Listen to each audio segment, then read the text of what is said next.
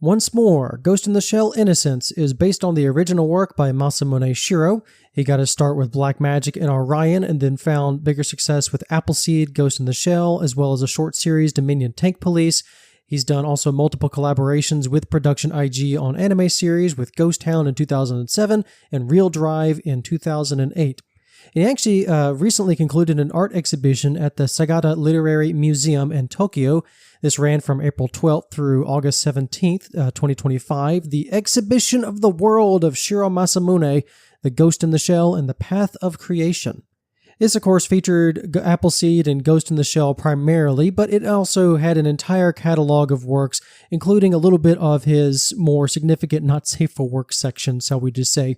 But it was a really cool exhibition, and it was also a collaboration project that brought together multiple manga artists, anime directors. You had game designers, illustrators, graphic designers, photographers, just a whole list of people. You can still find the exhibit website, or I'm sure they'll have a list if the exhibit itself is not up for many more weeks. And so to get us officially on track, Ghost in the Shell 2 is directed and written by Mamoru Oshii, and he's got a ton of decorations as a film director, both in the anime space and the live action space. He's, of course, known for directing the first movie, as well as the first 106 episodes of the Urusei Yatsura TV series, plus its 2 movies, but especially Beautiful Dreamer. Also, Mobile Police Pat Labor, its movies and related series, which put Studio Production IG on the map back when it was still called IG Tatsunoko. He's had a close working relationship with the studio, in particular President Ishikawa, ever since. Of course, you can find out more about Production IG and its origins and partnership with Oshii and others on my Studio Rundown series. In fact, I started my Studio Rundown series with Production IG in partnership with the first Ghost in the Shell, with my first episode on Ghost in the Shell 1995. And so since this first movie, what had Oshii been working on immediately prior to Innocence? Well, after Ghost in the Shell, he actually went on a 5-year or so hiatus in regards to directing movies. Now, he did still contribute to projects creatively. He was a writer specifically to Jinro the Wolf Brigade. This was the 1999 movie set in the world of his Kerberos Cops, or the Panzer Cops. It was like an alternate World War II setting that Oshii helped create and was a chief writer for. It was mainly known as a live-action series, but he'd been wanting to direct and animate a movie set in this Panzer Cops universe, but then he was given Ghost in the Shell, and so now this is finally his opportunity to work in the universe. Now, he didn't direct the movie, somebody else did. We'll get to him in a minute here.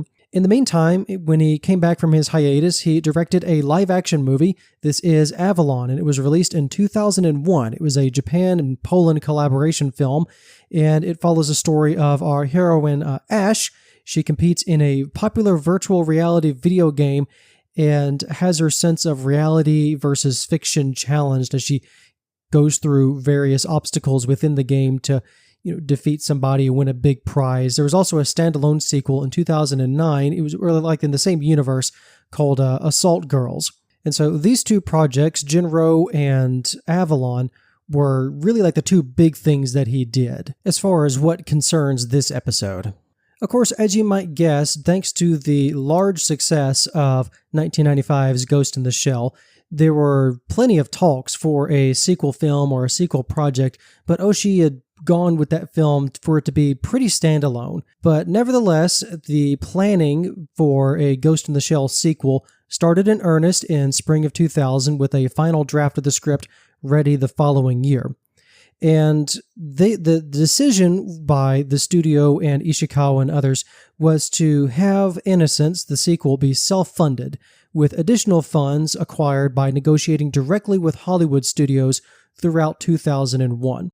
And that's exactly what they did. They went to the United States. Again, the Production IG had a branch office in Los Angeles, and this allowed them to skip the usual third-party route of having a third-party, like Japanese to American company. They said, no, we'll just open an office by ourselves.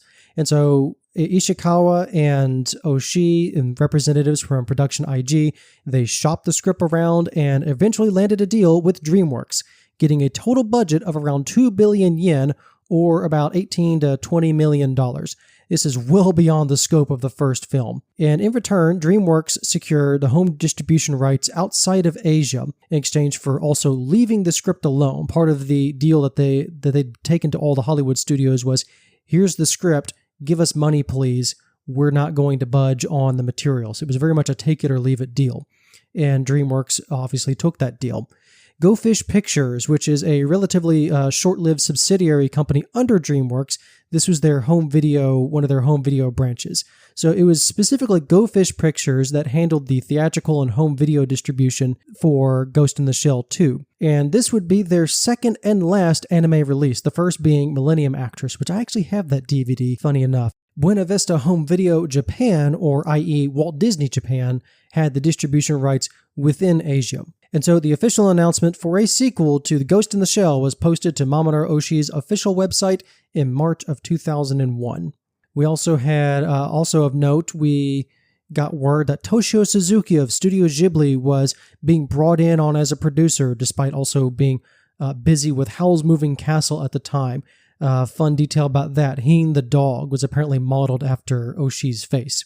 And the last time Suzuki and Oshii had worked together was on 1985's Angel's Egg, which is recently got a theatrical re-release and 4K restoration over here, courtesy of G-Kids, so I hope to see that on Blu-ray soon, if it's not out by the time this, or if it's not announced by the time this episode goes live.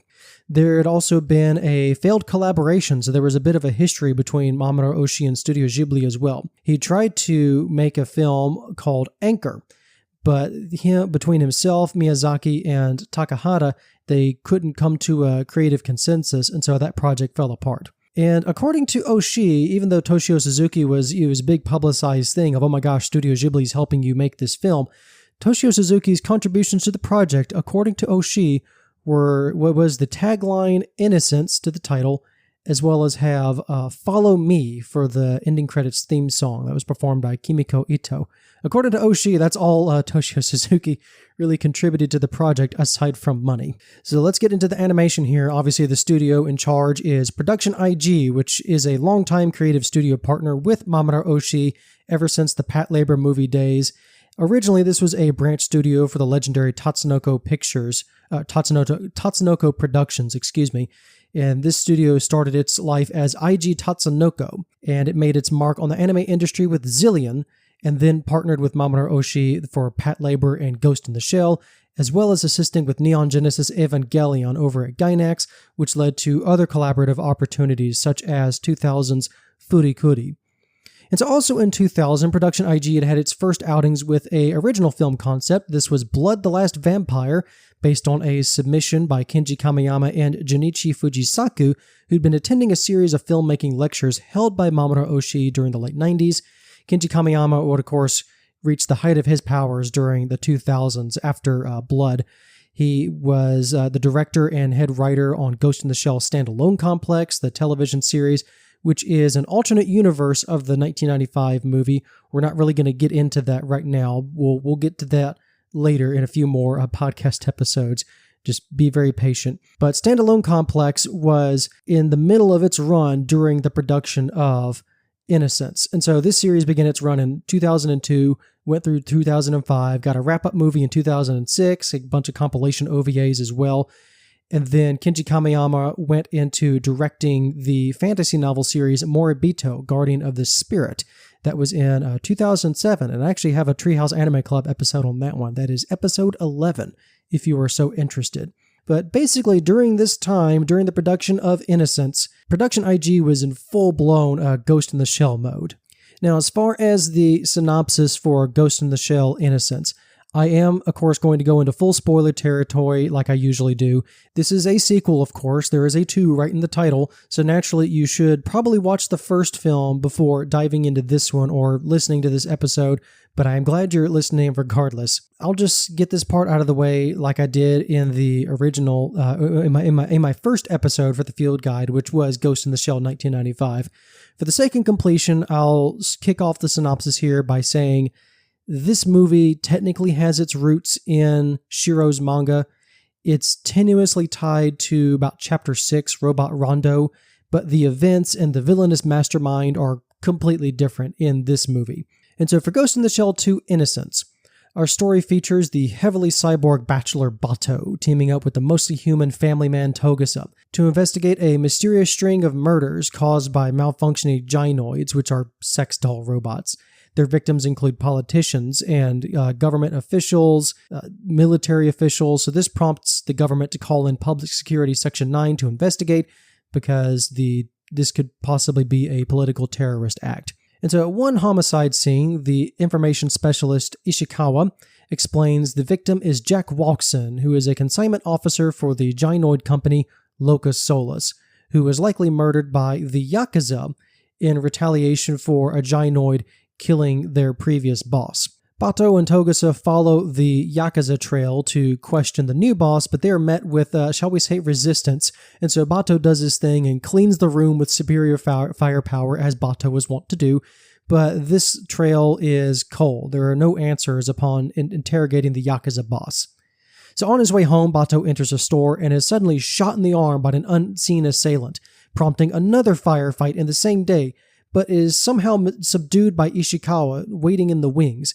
It turns out Bato had just been ghost hacked in the store, causing a hallucination in which he thought he was under fire, but he actually just shot himself in the arm and attacked the store patrons in an attempt. This whole hacking scandal was an attempt to cause a public scene and potentially tank his case. And so Bato and Togusa, knowing now that someone is definitely after them, they follow this new lead north to the mansion of Kim. He is a soldier turned hacker with an obsession with dolls. Kim attempts to hack the pair and trap them in a simulated reality loop, but Bato is able to break free thanks to his, as he calls her, his guardian angel. Kim gives up and admits his ties to the Locus Solus company producing the gynoids, as well as his role as the go-between for the Yakuza, who run a kidnapping ring. And so with Kim subdued, Bato infiltrates the Locus Solus floating doll factory, but is quickly detected by the ship's security. On top of that, a hidden virus loads the production line gynoids with combat programs that quickly tear through the poorly prepared security forces, and also threaten to overwhelm Bato. It's at this moment the Guardian Angel makes her appearance by remotely controlling a gynoid and hacking the ship's security.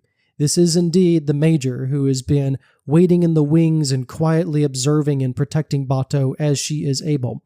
And so as the Major takes control of the ship, she is able to reveal the entire picture to Bato. Locus Solus hired the Yakuza to traffic young girls and then dump them into what are called ghost dubbing machines, which copy the personality of the little girls into the sex dolls to give them more human-like mannerisms while slowly rendering the children brain dead.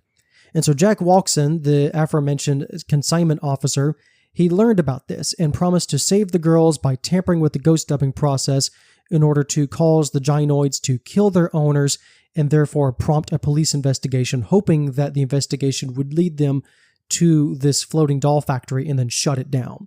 Now, why did I reveal all of this information? Well, it's because I think the film is very obtuse about presenting this information until the very end. There's also a lot of trippy, like psychedelic imagery. The ghost hacking scenes are indeed designed to unbalance you. And so by the time you're reeling from all of this and then just having all this information dumped upon you, I hope you see me doing this as a favor, as a service to help cut through all the other story beats and the dense philosophical talk that pervades this movie. Ghost in the Shell Innocence is what I like to call the Bato and Togusa philosophy happy hour. In the middle of all of their regular conversations, these two men are constantly quoting the Buddha, the Bible, Confucius, Plato, John Milton's Paradise Lost, Descartes, like the list goes on. And it's not just them. Everybody in this movie seems to have some sort of wise saying or some sort of philosopher's quote to throw into the ether. But of course, this is Mamoru Oshii. He doesn't do this at random. This is a guy who knows philosophy and has actively studied theology. He was going to go into seminary before he became an animator and a director. So this isn't like a Hideaki Anno situation of where he just quotes Revelations and Adam and all this stuff because he thinks it's cool. You know, everything has its purpose, which means by the time you're deciphering everything, something else has already happened. So it can be very overwhelming. And that leads me to my one piece of advice regarding this film, before I start telling you all these other people that worked on the film and all the really cool details that went into this movie, my one piece of advice regarding Ghost in the Shell 2. So often, and I see this all the time, especially in the YouTube review space, there is a common refrain when it comes to Ghost in the Shell Innocence. And it is, watch the movie multiple times and you will understand it better, which is an obvious thing to say, seems like the obvious thing to say on its face. But I disagree, because this is a movie that you shouldn't have to watch it multiple times in order to understand basically what is the general plot of going on. There's so much in this film designed to confuse you that I think it is overly complicated. And so if you finish this film and you want to watch it multiple times to better understand the context of this scene, or at least process in part one aspect of the film better, that's great. I don't want to end this review and say, oh yeah, you're going to be confused as all heck the first time you watch this film, but just watch it again and I'm sure you'll get it. I don't think that is, I want to push back on that. That is, no, just no. Again, this is a film designed to take you out of your comfort zone. There are plenty of sequences here that are designed to make you question the narrative and overwhelm you with, okay, is this the real world? Is he being hacked right now? Is this a, unreliable narrator? And so my advice, therefore, is to not approach Ghost in the Shell 2 as an anime film like you would with the Demon Slayer movie, My Hero, Spy Family, Your Name, insert your favorite Ghibli movie here. That's not Ghost in the Shell's MO. It wasn't really that for the first movie, and it's especially true for this one. I would instead approach this film as you would a live action, Martin Scorsese, Guillermo del Toro, put your favorite drama, insert your favorite drama director here. Put down your phone and really give this movie your attention if you are able. If once is enough, then that's perfectly fine. I do not want to mandate that you have to watch this thing multiple times just to understand what's going on. So, with that being said, let's dive right in. First off, I'll just do another direct quote from Oshii for what this movie is about. Put simply, Ghost in the Shell 2 is a movie about dolls and dogs. And if there's specifically dolls in the Japanese sense, because they occupy a very different space in Japanese culture than they do over here. And I'll tell you why, because the human word is ningen. The word doll is ningyo, meaning human and form, also using like Chinese characters to compose it. So like just that right there, ningen and ningyo are very close to each other. So dolls, therefore, are often considered to possess a soul. Throwing away a doll is akin to like incurring some kind of karmic wrath or retribution down the line because you are discarding a, quote, person. Therefore, we have traditions such as Ningyo Kuyo, which is a tradition of burning dolls. It's a formal cremation ceremony, one that you will see in this movie. There's a parade scene, and all of a sudden people are throwing dolls into the fire. It's like, why are they burning dolls? That's why they're performing Ningyo Kuyo. It's a formal cremation ceremony with chanted prayers and a funeral-like atmosphere in order to appease the spirits within the dolls. It's a very Shinto mythology or Shinto ideology kind of deal. And so I think if you just go into the film understanding that, the Japanese approach to dolls, I think that will make a world of difference to, okay, why are they all upset about or making a big deal about this whole doll-like phenomenon? And just as a detail work, the gynoid dolls in this movie are based on the German artist Hans Bellmer. He had a thing of making erotic and uncanny ball-jointed dolls. And that is exactly what you see here. They are the primary motif of this film.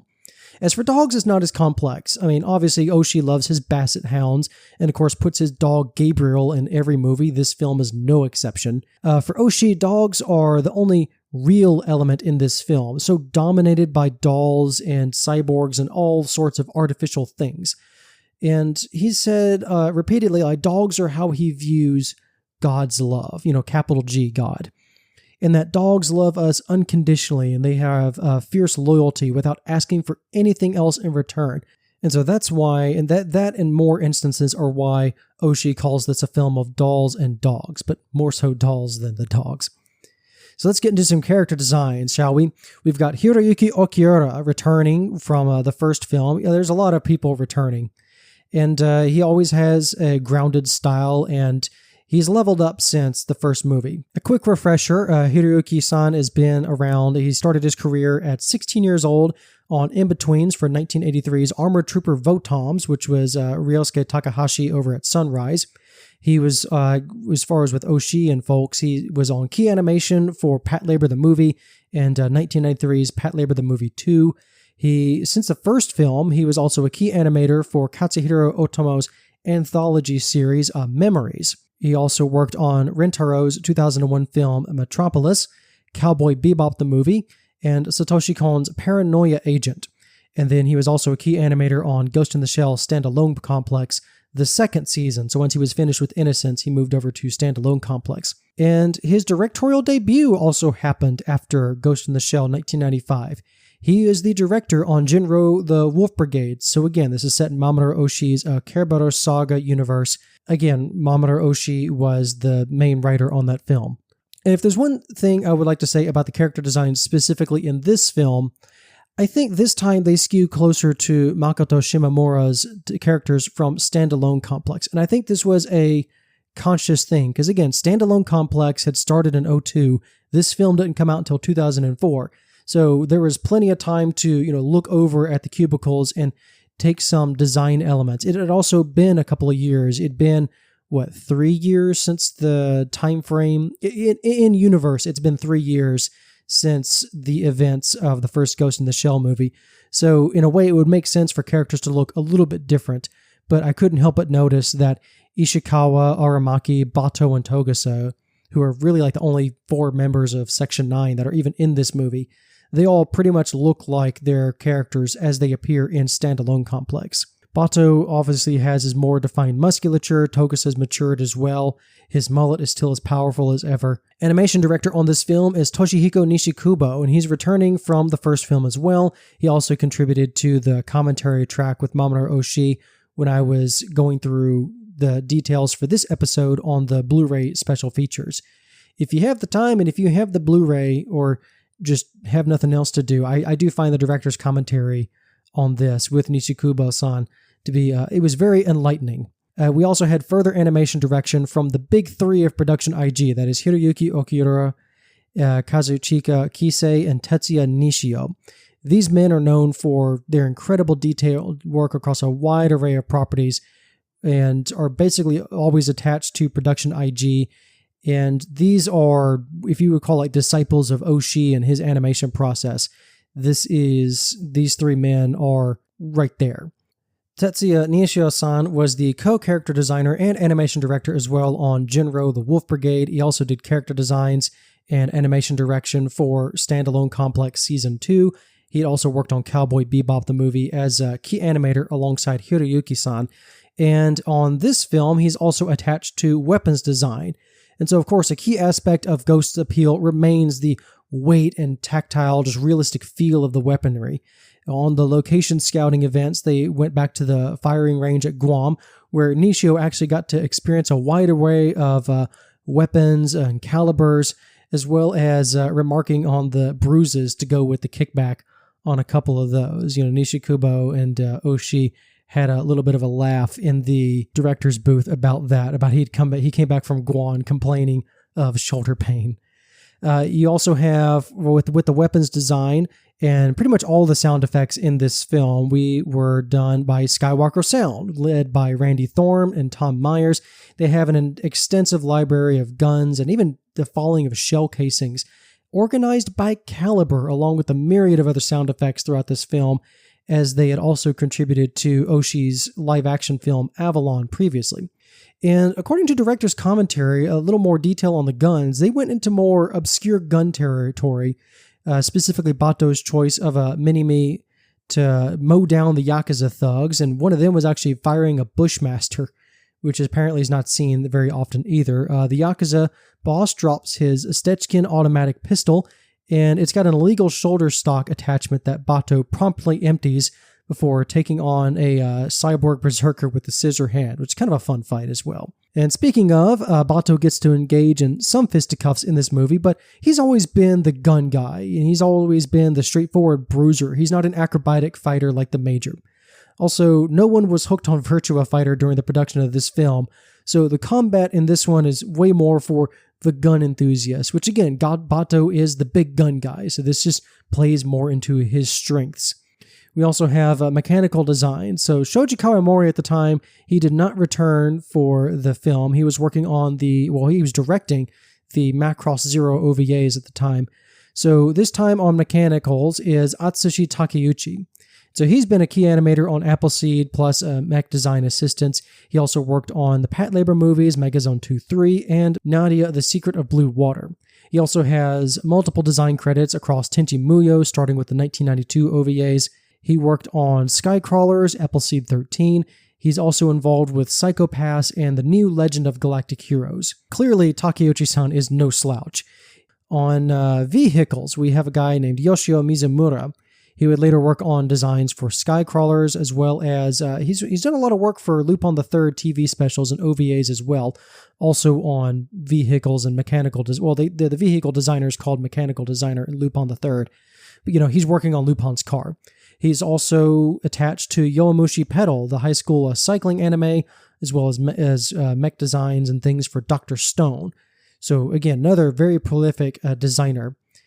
And an interesting detail, because there's so much CGI work, and we'll talk about that in a minute, because there's so much CGI work in Ghost in the Shell Innocence, I was actually surprised to learn that the vehicles are actually hand animated. Now, the cars were originally modeled in CG, but then Mizumura-san redid the cars in traditional animation, but then the reason they still look like CG is all of the cars and just everything in this film is overlaid with layers and layers of CGI effects for lighting, reflections, to the point that the cars look CGI anyways. As far as the commentary was concerned, Oshii and Nishikubo were like, yeah, the animation was just way too smooth. It ended up looking CG anyways. And we ran that poor kid into the ground animating those cars. Oh well. We have, moving on to art direction, we have Shuichi Hirata, who did backgrounds for Ghost in the Shell. He also worked on Patlabor before that. He's done art direction for 2001's Metropolis. And a decade later, he'd be the art direction for Psycho Pass franchise, although that's under a name Shuichi Kusamori. But to get into the weeds further on the art direction, I gotta say, The Ghost in the Shell 2, this is a very dark film. And I mean, most of this takes place at night or shadowed rooms and dark alleys. The brightness, when it's there, it's harsh, artificial lighting. It's uninviting almost. In fact, the only true daylight shot is 2 to 3 seconds establishing the outside of the dingy Yakuza office that then Bato destroys. And then it's back to dark alleyways and fluorescent lighting and evening time. And this is very much on purpose. The design philosophy going into this sequel was to be a clean separation from Ghost in the Shell 1. So the color palette is very different. Ghost in the Shell's green is now orange, or particularly amber. The summer setting, the Ghost in the Shell 2 is now winter. No more open market spaces or highway chases. The sense of isolation is sharper than the first film. Light is now dark and shadows, and this is a similar trick that he pulled off with the Patlabor movies, and Oshii was always trying to do some new lighting or reflection effect or sort of light bloom. He was always playing around with ways to frame a scene in lighting. And so in addition to these design elements, I was also amused to learn that Oshii kept commissioning for actual props. For the wardrobes, Oshii actually reached out to Poland and Polish artists in Scandinavia, or like craftsmen within Japan, to make them like practical items. So like Bato and Togas's wardrobe, he commissioned actual pieces, wearable pieces, to the scale of Bato. So for his clothes in particular, they had to have staff members stand on a chair. And it was all so he could show the animators, okay, when he's walking, the clothing's supposed to move like this. And it was amusing to listen to him talk about all these different things that he would commission. And then he would get complaints from Hiroyuki Okiura of all these wasteful expenditures for these design elements. He also had 3 custom-made music boxes or physical models of something that would later be done in CGI. Just several instances, little instances like that. Oshii's attitude was like, what do you mean? We have the budget for it. But getting into the CG, because again, there's a ton of CGI, which has been a key part of the franchise. So we have the CG art director, who is Toro Shinozaki. He was on the 2001 CG team for Metropolis, but he was also involved with Berserk 2016. So hey, we can't all be winners. Additionally, the opening sequence, instead of the shell assembly and being a 2D animated sequence like it was in the first movie, the opening sequence is called the doll assembly. And in order to make the film's release deadline, they actually subcontracted this out to the studio Polygon Pictures. And so computer graphics make up a big chunk of this film, and as the years have gone by, it's become very noticeable. In fact, production repeatedly ran into rendering issues and overloading the scenes because of how much attempt was made to cram in as much detail as possible. The big examples being the convenience store and the parade sequence. The virtual mansion, Kim's mansion, were particular headaches, along with the flying machines and the battleships, because you'd get these amazing mech designs of flying machines and ships from Takeuchi-san, and then they would get modeled in CGI, and he always had all these many moving parts and effects, and it was always just a constant headache for the team. But in addition to the obvious parts, you also had some really cool subtle details. Very fine dirt grime effects on windows and street corners and on buildings, the rain splatter upon the windows, and the way that they were modeling individual raindrops in incredible detail, just rain splatter on the windows. For one of the holo displays of a car, they actually used a actual toy car. Then they scanned it and then tweaked it. There is, of course, a lot of discussions, like I mentioned earlier, lens flare, the color and intensity. How do we want the glass to shatter, and in what way are we going to do it? Like, everything was discussed and agonized and rendered to the most minute detail. The ghost hack scene, the first ghost hack, the mini-mart scene. Again, the entire store, the backgrounds, all of the elements, all the products on the shelves, this is CGI. This was 10 months of work.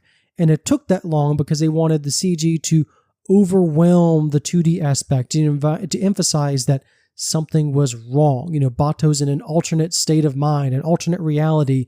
He's in a realm of the hacker's creation, which then makes the ensuing chaos within that store much more intense. And I really like this scene. It is very trippy, and it's just a sign of things to come. And again, this goes into Ghost in the Shell 2 just having this big budget, but also wanting to move technology forward with its animation and blending of traditional 2D and then going into all this mixing and 3D CG effects. Additional issues arose with Oshii's choice of set dressing and camera angle. So again, in the first movie, the majority of backgrounds were hand-drawn, and then they were scanned and manipulated via the CG software to create that warping effect of the cloaking technology.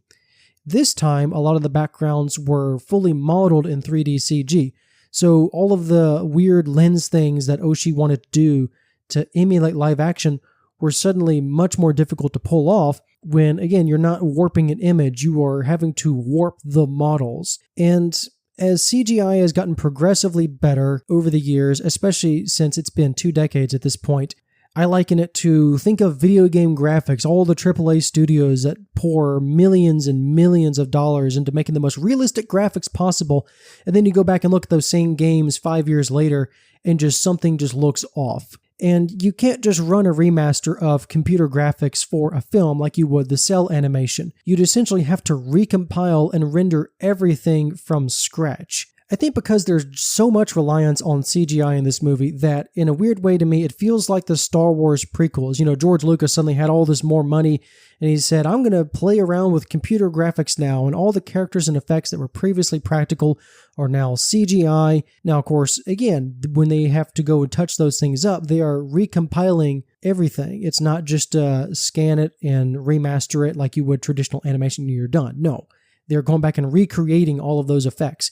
It is very expensive. As the film itself has gotten better and better on the traditional side, the CG has remained early 2000 CG. It's still very high quality, but again, so was The Matrix after its CGI, its 2 sequels, when they said, we're going to do an entire scene in 3D. and you look at it now and you just kind of go, ugh. This also affected a later re-release of Ghost in the Shell 1995 that they called Ghost in the Shell 2.0, where they straight up replaced some aspects that would have been previously cell animated with CGI, and it just looks off. And so I can confidently say that for the time, this is really cutting edge stuff, and I can see why they went the direction that they did, with also just, you have to make these steps. You have to make films like this to really push the technology forward, but it still just makes it to where Ghost in the Shell 95 has aged much better, I think, than this movie. And so for this next bit, I'm going to go into the theatrical release and home video stuff, and then go to the voice actors. And then as far as wrapping it up, I've got some specific story beats to talk about. So it may seem a little bit out of order compared to a regular episode, but the more that I was working with this script, I thought, these thoughts that I have about specific animation sequences are really fitting more together in my final thoughts section. So if you're wanting more story details, and don't worry, I have not forgotten about Kenji Kawai. We'll get to him in a minute. Just bear with me. I want to get through the theatrical bit and the home video first, and then we'll get back and finish up with story details. And so when it came time for Ghost in the Shell 2 to hit theaters, it got generally favorable reviews across the board, but also the audience reception was pretty mixed due to the convoluted nature of the story. The general consensus is folks either loved it or had no idea what they watched. It was a movie that seemed to do better with critics than it did with audiences. But then even the favorable reviews make mention of just how busy this movie is. With a budget of almost $20 million, and Innocence did not quite draw the audiences to match this ambition. And actually, to this day, 20 years later, it has not recouped its cost. Innocence's earnings got just over $1 million in U.S. theaters, which was more than enough for the folks over at Go Fish Pictures. But this is also in a time where they were wanting it to see like Spirited Away numbers. And it was also, especially with DreamWorks, they were wanting to see more of a turn of like Shrek numbers. And they did not get that with Ghost in the Shell 2 Innocence. As far as accolades, however, Innocence went on to compete for the Palme d'Or at the 2004 Cannes Film Festival. It did not win, but received other honors, such as the Japan Science Fiction Award, and winning 4 Annie Award nominations. This is Best Animated Feature, Best Animated Effects, Best Directing, and Best Soundtrack. And when it came time for the home video release sales, Ghost in the Shell 2 ran into a bit of an English dubbing controversy, shall we say. The North American release by Go Fish in 2004 was subtitles only. That was the first release, which is also how they released Millennium Actress prior. But this time they ran into some backlash because all the previous releases for the Ghost in the Shell franchise outside of Japan in North America, these had all been dubbed. So strike one. Strike two was the subtitle track also being closed captioning. DreamWorks used closed captioning. So instead of overlaying the subtitles from the theatrical release, we had a film of subtitles, and then you would have things of helicopter noises, footsteps approaching, grunts. And eventually DreamWorks offered a DVD exchange program for a properly subtitled version, free of charge and postage. So they were able to at least salvage it somewhat. But again, that surely cut into their home video sales. Meanwhile, for the UK release in February of 2006, Manga Entertainment UK partnered with Madman Entertainment with an English dub featuring the voice cast from, again, Standalone Complex. And it was Epcar Entertainment Dubbing Studio. Yes, that is the Richard Epcar's dubbing studio. However, the Region 1 Blu-ray soundtrack was somehow like pitch shifted down and resulted in some deep voices, unnatural sounds, mechanical sound effects, and slow motion. So the first release of that wasn't the greatest, and this caused some ripple effects down to the Australian release as well. It caused some delays. And so Bandai Entertainment, under a sub-license from Paramount and DreamWorks, they created a second dub for the North American market using, they brought back most of the voice actors from the first dub, the manga Madman version, and this time the studio was Animes, which is, when I go to the list of voice actors right now, this is the Animes dub. And so Bato is, of course, voiced by Akio Otsuka in Japanese and Richard Epcar in English. Both are expected to return for 2026 Ghost in the Shell.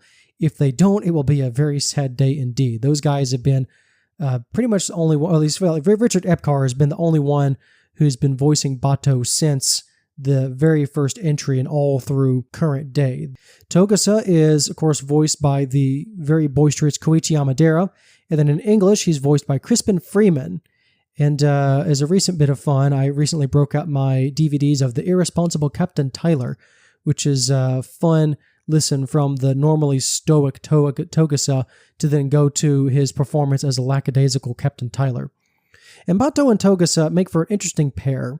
You got the cyborg super bachelor and then the former detective family man, mostly human. And Togasa remains in his usual capacity in this film as the audience surrogate, which means he doesn't do much in this film except very much play off of what's happening. A good example of this is the police station crime lab scene early on, where you have the lab tech, a woman named Haraway, who's voiced by Yoshiko Sakakibara, and you can hear her as the Prime Minister in Standalone Complex Season 2. Barbara Goodson in English, that's Dandadan's Turbo Granny, so currently airing right now. And so this lab tech, Barbara Goodson, goes on this long diatribe about the nature of humans and dolls and what it is real, what's the soul, what do the dolls think about all of this? And at the end of this, Togasa just says, I have no idea what you're going on about. Please get to the point already. Like, we're here for ballistics and the crime scene. I did not sign up for all of this. And also, like, as far as a character detail, in the director's commentary, Oshii and Nishikubo mentioned that this lab tech, Haraway, she was originally a younger woman, like in her early mid-30s. They had a more attractive character sitting there. But they figured the scene actually worked much better with an older gray-haired woman who seemed more jaded about the world. We have our villain of the film, Kim. He is the cyborg who repeatedly ghost hacks Bato through the film. Kim is so obsessed with dolls that he transferred his entire consciousness, like he constructed an own like doll-like body. And so there's a bit of effects work and distortion in the voice. Otherwise, I would have immediately picked up that the English voice is Travis Willingham. In Japanese, he's voiced by Naoto Takanaka. You'll see him as a Gold Lion Shiki in the One Piece films. Pat Labor, the movie too, as Shigeki Arakawa. That's a guy from the Special Intel Office. He's also got dub-over roles in 2 DreamWorks movies. So this guy voiced Diego in Ice Age, and then he's the voice of Puss in Boots for Shrek. Finally, we have Motoko Kusanagi, again, Bato's guardian angel. She only shows up in the very final act for a few minutes, and mainly to hack into the laboratory, fend off killer dolls, and basically reveal the whole plot of the villains and bust the case wide open. So Motoko Kusanagi is, of course, voiced by the recently passed Atsuko Tanaka, rest in peace. This is still Bato's movie through and through, but to actually hear spoken voice lines with Motoko Kusanagi, it was a very nostalgic way to tie up the end of the movie. And in English, of course, this is the standalone cast, so we have Mary Elizabeth McGlynn, who for me is the de facto voice of Major Kusanagi, but she's also Queen Natalia from Sailor Moon, Cornelia Lee Britannia from Code Geass. She's got a lot of involvement with the Naruto series, also as an actor, ADR, voice direction. Overall, this is a very, very tight cast. Really, it's Bato and Togasa. Everyone else only has 1 or 2 scenes, and then you never see him again for the rest of the film. And one interesting part, when Oshii was working with the voice actors, he got a lot of complaints from the folks who had to do voice lines for the dolls, that being for Kim and Motoko, because their lips really don't move. There's nothing to really lip sync to. The animation for the dolls was also an interesting challenge because, again, they don't react. They're supposed to move unnaturally, so they don't recoil like a typical human. It's almost like they don't get hit at all. And so the animation team had a fun time trying to figure out how to make it work whenever a doll got hit or when a doll got shot. How do you show the impact? And so they just went all in on the physicality and movements of the hit. I think if I were to start going through some specific story beats, this is a movie about grief, and it's a movie about moving on and finding your next purpose. Because again, Bato is left feeling hollow following the departure of the Major. He was there with her in her final moments, and then she only now exists as a spirit, which further enhances the mood lighting and the tone and everything. The film being set at night, Bato is empty. He moves like there's some scenes, especially during the ghost hack, where he moves like he's underwater, or things happen around him in slow motion, or details, especially like the parade sequence and things. People are like blurred, something like he's not in a good state of mind, and he is very sad. And it's a movie, I think, at the top level about him processing his grief. The soundtrack also just oozes with melancholy. Obviously, Kenji Kawai returns. And this is another aspect of, he looked at his soundtrack for the first film and said, okay, what can we do to expand upon these themes and go into the mood? The chant, the main motif being titled this time Ballad of the Puppets, playing at 3 separate points in the film. You got the assembly sequence, the parade, and then a more action-packed version for when Bato is taking on the floating factory. In fact, they reunited the choir from the first film with added percussion for the final showdown. But the lyrics are completely different. Now the flowers do not beseech the gods, because all the gods have gone away and the dreams have faded away, yet the flowers remain. Some really heavy stuff. Also the fact that the Ballad of Puppets ends with the chant of Amen when the last doll falls silent. I thought that was very fitting. There's also a specific scene, particularly Kim's Manor, and he wanted a special recording environment for this one because Kim's Manor, the soundtrack goes into full-on music box. And so they commissioned a custom music box for this, and then Kenji Kawai recorded the sound, and then he found I think it was like a limestone quarry or somewhere, where he basically set up the recording in a cave and played back that music box in that cold, cavernous space, which is how we got that cold and cavernous sound for Kim's mansion, that detached and also just almost ethereal quality to all of the angelic imagery and other mechanical bits going on, the Clockwork Mansion. We also have, similarly, the ending credits, again, Follow Me, sung by Kimiko Ito. It's reprising a version sung by a Greek singer Demi Russo. His music video is on YouTube, actually. He's got a great voice, and that music video is very funny, actually. It's very intensely 80s. And so it's a rendition on his song. You also have, I've seen an argument for Bato himself being this giant metaphor for being a puppet on a string, as he's repeatedly hacked during this movie. How many of Bato's choices were his own, and how many of his choices were actually influenced behind the scenes of Kim? Now we have echoes of the Puppet Master. There's also a fun article from 2017 about the parallels and symbolisms between Blade Runner and Innocence, which I think I'll probably put that in the show notes and keep it in that. But there's all different ways to interpret this film and all different kinds of takes you can have on Innocence. But I think I prescribe to the theory that in a broad strokes, this is a movie about Bato processing his grief over, not having the Major there. His one love in the world is now gone. And I think this is really shown in the Basset Hound scene, or like the apartment scene. It's a break in the action. It's the one piece. It's the one moment of peace and humanity in the film. Gabriel the dog is, of course, based on Oshii's very own Gabriel at home, although significantly less slobbery. And this scene got a lot of praise from critics, the team at Skywalker Sound, the Cannes Film Festival. This was a very moving scene for folks. It doesn't really move the plot forward in any way. It's really just like a break. It's a breath to let you process the first half of the film. And poor Kisei Kazuchika was in charge of animating most of the Basset Hound sequence in this movie. And he was originally on this apartment scene, but then he was pulled away to another Basset Hound scene in another part of the film because this particular aspect was following behind schedule. And so it's like a classic Oshii quip. if Kisei wanted to finish the scene, then he should have given in and become the world's greatest Basset Hound animator. I love that quote. So Kisei jumped on the other Basset Hound scene that takes place after Bato gets his new arm following the mini-mart shootout. So for the apartment, we had Inoue, another key animator. They were brought in to finish the apartment scene. She had started with Sanrio and then went freelance after that. So she had animated on Yawara, Fashionable Judo Girl, Furikuri, Master Keaton, also an animator on Jinro.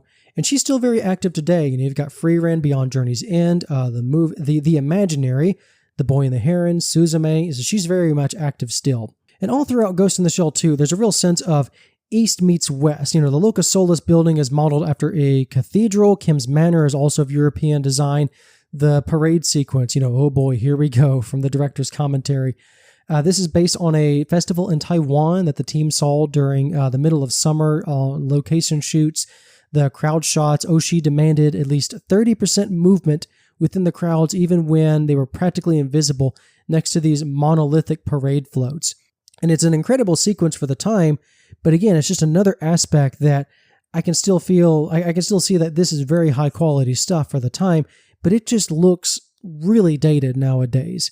Again, it's like going back and watching Toy Story, the first Toy Story. Well, it's not quite that bad. It's like Toy Story 2. The manor, getting back to the manor, this is one of those where all of the reflective work, this is like every inch of this place is polished to an almost glass-like consistency, and it just gave the team hell while they were working on it. Because in the middle of all of the camera movements and things he was trying to do, and completely overloading their computers and processing power, there's a ton of angelic and clockwork imagery, stained glass. It's got a real cathedral, church-like feel, and I think there's even like a withered tree of life in there.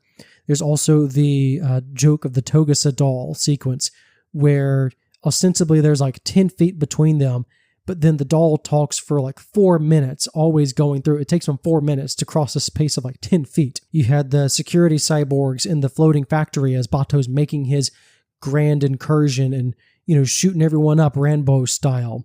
The entire scene and effects of them trying to fend off the hacker is in CGI. Also, the water in this movie. There is no cell animated water in this entire film. It's all CGI. But the dolls and the security forces, obviously Bato himself is 2D, but all of the environments, everything inside that ship is CG, which of course had some really impressive things for the time. We talk about Ufotable and Demon Slayer and things of where you have these CG environments where the character's flipping around all over the place, or you'll have a character that moves with the CG like towards the camera. These are all those kinds of shots, but in 2004, because before all of this stuff became mainstream. So it was still a very premier animated action sequence, all the things that they were able to pull off inside the floating factory that we take for granted now, but I think it's still impressive to watch even today. And I also love the contrast of the porcelain dolls. Like, again, these gynoids are pure white and just uncannily walking and jerking around and just looking like something straight out of a horror film. And they are just painting the hallways with these poor security guards, only to get mowed down by Bato's a big old chunky 30 cal, because of course Bato has to bring in the big gun with all the action and all the detail and all the imagery and all the flashy things going on. I think one of the most significant scenes in this movie is still, to me, is the return of the Major. And not just because, oh my God, she's back. It's not so much that the fact that she's back, it's what Bato does when she's back. The Major Motoko is a spirit, essentially. She is Bato's guardian angel. She no longer has a body. She is only temporarily borrowing the body of one of these random porcelain dolls. Yet what does Bato do?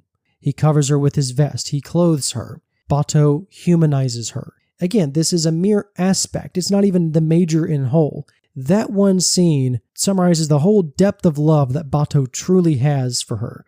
And I think it's also very telling that this was a subconscious thing by the animators. This was not a thing on purpose.